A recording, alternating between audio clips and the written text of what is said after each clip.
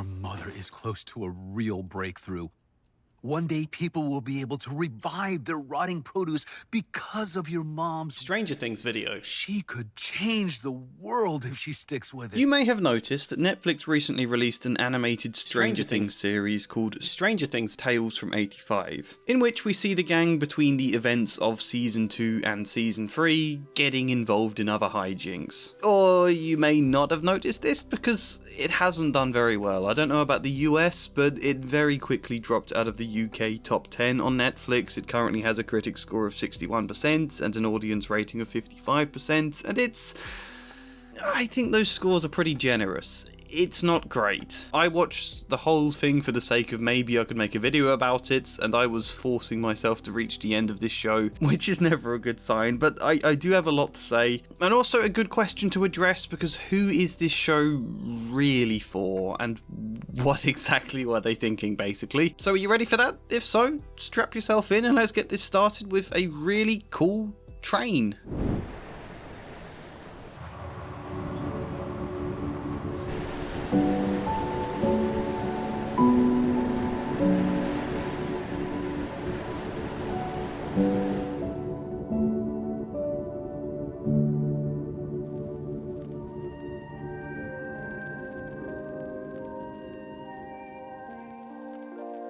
So to be fair first, I will say not everything about this show is bad. Whilst the animation style is likely jumping off the success of Into the Spider-Verse, it does still look quite nice. Most of the character designs capture the essence of the live-action characters. The wide, watery eyes we have here help convey that these are young kids still, that we have gone back in time to Season 2. And there is a nice neon glow to a lot of the shots. Nothing groundbreaking or unique, but it looks quite nice. And similarly, most of the voice acting performances are okay. They've again tried to capture the essence of the original performances. The voices obviously do sound a little different because they're different people, except perhaps Max, who is pretty accurate to Sadie Sink, but in general, after an episode or two, you readily forget the difference in their voices because their personality itself has been captured well enough. I won't say any of them give strong performances, but I also think that could come down to having very little to work with. There is an absence of anything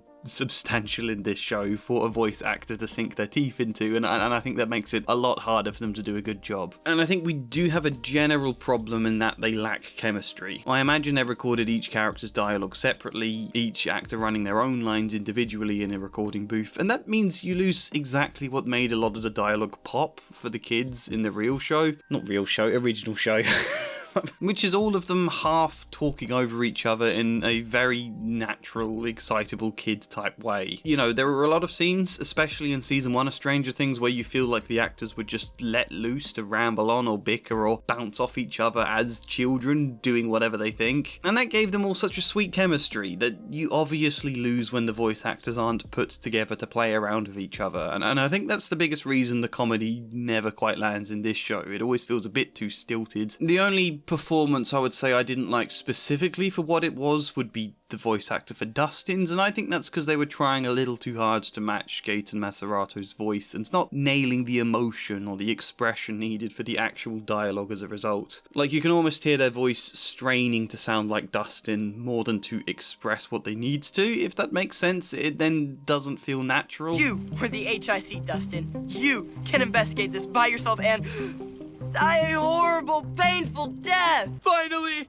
Someone gets me! But generally, those aspects of this show are okay. I wanted to say that first. There was some genuine effort and care that has gone into this, I think. I don't think this is just phoning it in with lazy animation and poor casting and a script written by AI type thing. This spin-off show could have easily felt like the most slapdash PS2 spin-off games that used to be made for movie releases. I was half expecting it to feel like that, and it doesn't. So yeah, similarly, there are touches in the writing of this show that makes you think it could have had some potential. There are moments where you do again feel some real work and care has gone into this. The writers have taken time to understand the characters of the show, the idiosyncrasies it tends to play. And we've got a plot that draws on the biology of evolution in a way that could be interesting in a different context. We've got the semblance of an actual mystery plot here.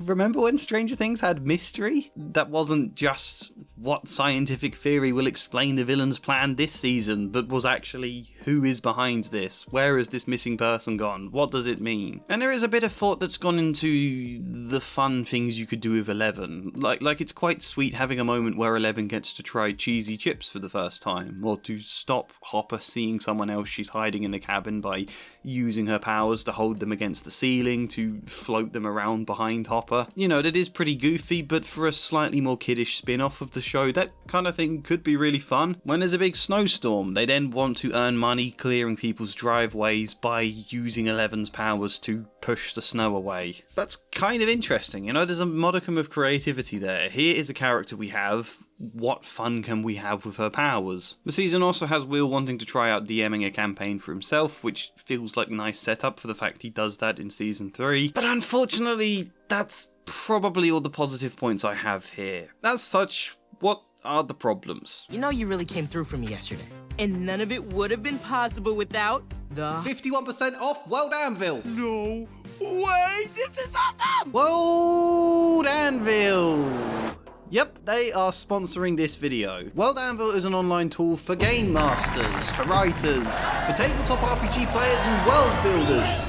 An online tool for designing worlds, creating characters, chronicling history, planning and managing campaigns from a plethora of different games. My best friend uses it for our D&D campaign, I use it for planning my novel. Far better and easier than the scraps of random A4 paper stuffed into a drawer that used to constitute my creative process. Not only can I keep everything in one place where I can easily edit anything I want to, but I can create timelines, hyperlinks branching off to specific characters or articles, family trees, a billion other things. You can even link them all to maps, like here's this basic map I made years ago. If I click on the character Tess, it sends me straight to her page where everything is redacted, and that's like the most basic thing you can do with your maps. There's other creators whose world building looks so much nicer than mine. There's a whole community network on World Anvil if that's your thing. There's so many different cool features for everything you may possibly need. In general, there's been lots of great updates recently, making the interface even simpler and smoother than it already was. World Anvil is great.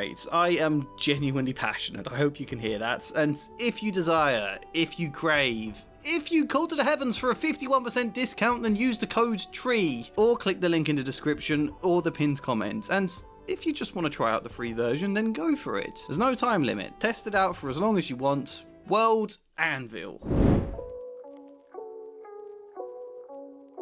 Well, I don't suspect this first point is going to shock you, but every episode is exactly the same. A ton of plots and absolutely nothing else. There is this weird demogorgon plant thing terrorizing the town, and all the kids have to go through the motions in order to stop it. Planning scene after gathering some weapons scene, after a montage of fighting it to music, after another planning scene, and then, you know, all the same pitfalls that hindered season 5 stretched out for 10 episodes. I can't believe there are 10 episodes here. Even at 30 minutes each, it's still a lot. You can feel them stretching out the dangers to try and keep this going another episode or two longer. They fight the monster in the snow, and then the monster's attacking someone else in the snow. And then they have to kill some possessed pumpkins for some reason, whilst also stopping a random girl from eating an infected pie. And then they've got to fight the monsters again, and then they've got to fight them in an incinerator, and then there's more of them, and one attacks the school, and another attacks Dustin at the supermarket, and then there's one chasing a car, and 11 gets kidnapped by a monster, but presumably saves herself off screen because she's fine when we next see her. And sometimes they're bending the plot so much to try and accommodate more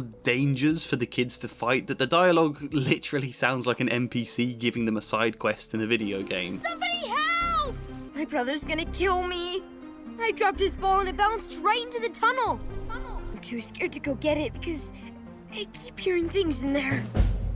About 2 episodes in, you realise every episode is just going to repeat itself over and over, and it becomes really hard to pay attention. I was scrolling through Vintage looking to buy second-hand baby clothes half the time. I guess Netflix see that as a success? TV to have on in the background while you doom scroll? That is their new business model, isn't it? Obviously, nothing makes much sense. Joyce doesn't appear. Steve is there for 1 episode and Hop has 2 cameo appearances, but for some reason, they never tell him about any of the dangers going on in the town. They don't say it first because Elle has her curfew and they don't want Hopper to find out that she's been breaking curfew, but when, like, several days of fighting has occurred, Mike finally goes, "This is getting dangerous. dangerous, we should tell Hopper, and then all of the characters make him change his mind so that they can have another 5 episodes worth of fighting everything on their own. The stakes never make sense. One moment it's supposed to be suspenseful, where we're worried for the safety of characters we all know will be fine, and then the next, none of the characters are afraid, just cracking Marvel-style quips at every moment while they beat up monsters in music montages. They all get weirdly badass weapons that makes it feel like they were considering a video game spin-off here, where Dustin has whatever mortar-type gun this is, and Will gets a sledgehammer scythe thing, which obviously completely undermines the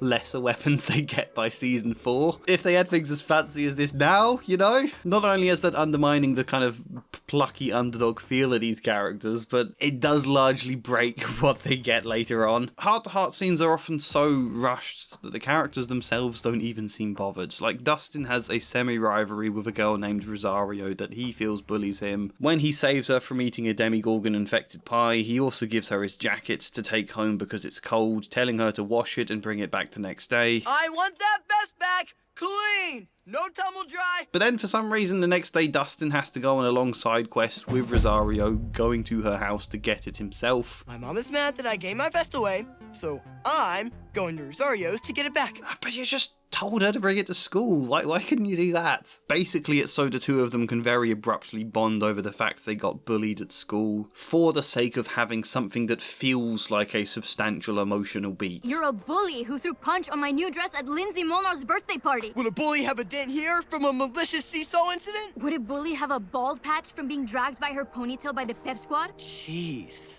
If we knew we had this much in common when we were little, do you think we'd have been, I don't know, friends? But this is just the illusion of depth, you know? This scene doesn't matter at all, doesn't change anything, doesn't explore anything. It's just an excuse to play through the motions of a vaguely sentimental scene. This is the closest thing we get to heart. A couple of moments like this scattered throughout the story, and it almost makes me wish they hadn't tried. You know, a lot of that I could probably forgive if this was fun. There is effort made. There are times I can at least respect the attempts at humour, even if it's not my thing. But vague attempts at humour plus the exact same plot beats over and over again for 10 episodes, it isn't fun. It's one hell of a slog to watch. At least with season 5 you had a sense it was heading somewhere. You were at least to hold out some hope for a big showdown with Henry, or for the military to do something big before the end. It didn't exactly deliver on that, but you felt like it was heading somewhere. Whereas here it's always going to be very contained, because you know this is a storyline squeezed between season 2 and season 3 that is not going to exist in the future. Nothing substantial can change here. Therefore, when this show is alluding to all sorts of massive world-ending stakes, you can't buy into it. All of the action and danger feels incredibly manufactured because you know it won't lead anywhere. So for it to keep doing that over and over again, the show starts to feel like a dog chasing its own tail. But I think there's a bigger point to be made here. I think we can go an extra layer deep. And to do that, we have to start with the question I hinted earlier. Who is this show actually for? Quite obviously, this is for a younger audience to try and pull more people into the franchise. I don't say that because it's a cartoon, I say that because none of the characters swear anymore, and the danger never feels too dangerous even when massive things are technically happening. Also, the show is focused exclusively on our gang of children. Hopper and Nancy and Steve do have quick cameos. Jonathan gets one line of dialogue at the very start. Otherwise, everything is Mike, Will, Dustin, Lucas, Max, 11, and Nikki. Yeah, a new girl is here. We'll discuss her in a second. The problem with this being more geared towards a younger audience is, what are these new crop of kids supposed to go and do? Are they supposed to go and watch the original Stranger Things as a result of this? Have you forgotten how much that show draws on horror tropes? Like, Vector is not appropriate for a child. Season 1 is even legitimately eerie. That would terrify a child. It is not a Sunday morning cartoon the way this is trying to market itself to be. You know, when Star Wars always made spin-off cartoons, it worked because kids could also watch Star Wars. Some elements of it were a bit older, but it was still very suitable. Also, Clone Wars is a very good show. But also, if you're a child who hasn't watched the original show, not a lot of this one makes sense. Not a lot of effort is made to really bed it in. How are you supposed to know what the hell the Upside Down is? At the end of this, when a monster just starts opening a gate to the Upside Down and 11 has to close it, and I'm not sure that plot point makes any sense to a child who doesn't have the prior context. Nikki is here as this new girl partly so the characters have an excuse to explain some of this stuff to her for the sake of a new audience, but there's a hell of a lot to explain. You can't just throw out some spiel about portals to other dimensions and Hawkins' lab and everything in a quick couple of sentences and expect a new audience to follow all of it. Just throw a tiny catch-up scene at an audience and then from then on expect them to understand. Will randomly talks about the Mind Flayer, but that wasn't explained before. Who's the Mind Flayer? Who is Papa when Eleven keeps giving him a name drop? Even things like, who is this Billy, Max mentions from time to time. I may be playing it up slightly. I guess with a bit of work a child audience could fill in the gaps, could infer things here, but when those things aren't presented as engaging questions worth trying to figure out, when the show is not making it feel interesting for a child to piece this together, it could easily just put people off. They'd be much better engaging with a unique show designed entirely with them in mind as the audience, rather than trying to bend a show that doesn't quite suit their age range into vaguely fitting for them. So I don't think this does perfectly work for a younger audience. And then for the audience who do enjoy the original Stranger Things, I don't know what it's offering there either. There was a split second when I was optimistic about this show, when you do see Jonathan for 2 sentences in an opening scene. I said to Kirsty, do you think they've made this spin-off show so he can finally get something to do? And no, you never see him again. The original characters in this show always had a lot of depth that didn't always get explored fully, and the space between season 2 and 3 could be a perfect place to rectify that. There's so much worth exploring here with Jonathan and with Nancy. Eleven's relationship to Hopper for that period of time has so much unmined potential. Max and Lupus developing as a couple and all of their struggles as they start to understand how romantic relationships even function. There's a lot of character stuff you could do, but the show just doesn't want to go there at all. Max and Lucas's romance just becomes Max making a couple of jokes about, going out killing pumpkins being a date. I guess this date wasn't so boring after all. Wait, this was a date? Even the idea of Will running his own D&D campaign is just a backdrop for the entire season, and as much as I said there is a lot of fun scenarios you could put Eleven into, the show never seems to treat her like a person so much as just some cool action figure to swoop in and use her powers when needed, then to just hover in the background when she's not. So much of what made the original show so engaging was Eleven being the heart of the show. Seeing her struggles to grow up, to find a place in the world, to put the pain of her past behind her, but obviously there's a limit to how much of that you can even mention when A, this needs to be kid friendly, and B, the kids wouldn't understand what all of this added stuff meant without a ton of exposition first. So Brenner is just reduced to a throwaway name Eleven can mention from time to time. That's all he is now. It makes the weight of the original show feel reduced to a minor footnote. Everything substantial that ever happened now feels like a footnote, which makes this show feel like it exists in some contained alternate dimension where nothing matters and nothing quite feels real. That's why this doesn't work. The setup of this show means the writers can't dare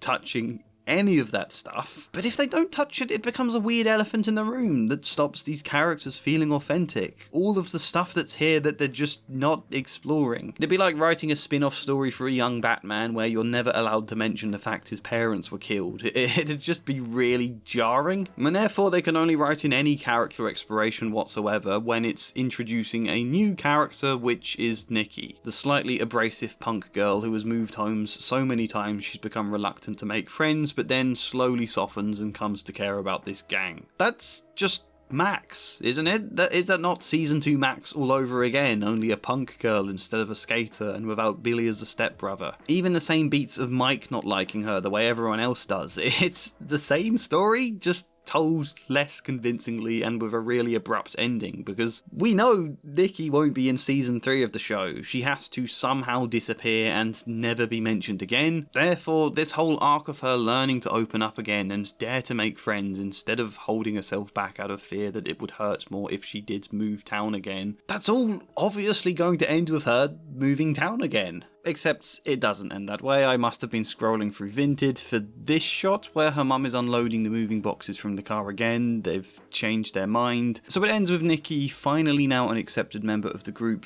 being allowed to play D&D, and not just for one game as I assumed, but presumably for the foreseeable future, meaning they are planning for a season 2 here. But who knows with Netflix's tendency to cancel things.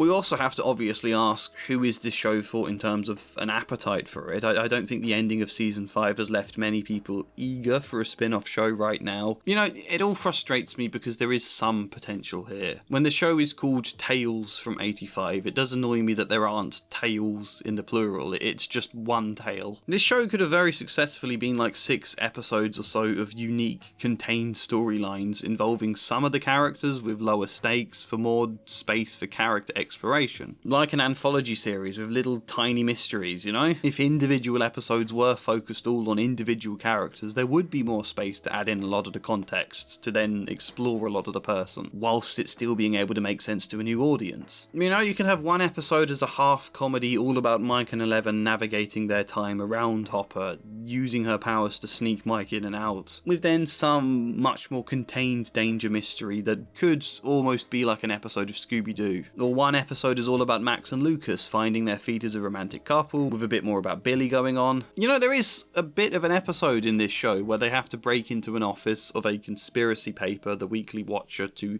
steal back a photo of the plant demogorgons that they got from Dustin. They don't want that getting in the news because it might lead to people finding out about Eleven. That kind of beat could work much better as a contained single episode storyline where someone's accidentally let something slip, some piece of evidence about Hawkins' lab or the Demogorgons or Eleven that they need to then prevent getting out there, so they do all have to carry out a heist here to resolve it. That would work great as an individual episode. There's so many different things you could do like that. There's so many things that could just make for a really fun semi-anthology series here, where we get to learn a lot more about the characters underneath through episodes devoted to them. And I'm disappointed that's not what we got, because that would have addressed a lot of the issues we did have with like season 2 and season 3 of the original show. A lot of this disappointed me. I wanted to talk about that and explain exactly why it was disappointing, why I thought it didn't work beyond just saying, boo, this show is bad. It's not awful, as children may kind of be entertained by it as a children's show, but I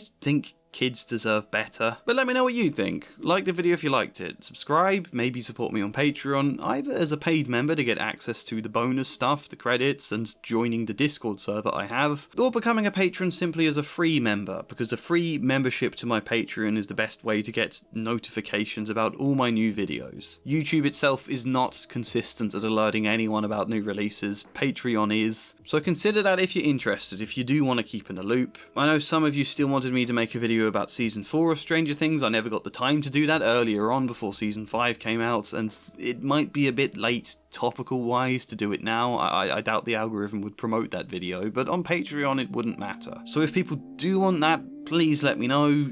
Otherwise, you can also pick up a copy of my poetry book from the fancy new website I made for myself, mltt.co.uk, link down below for that, or just, yeah, hopefully see you next time. And as ever, a special thank you goes to Flying Spider, Luke Core, Michael Gallagher, Bemry, Faithy, TQM, Kinesthetic, Chad Bramwell, and Joshua C. Follier. Thank you.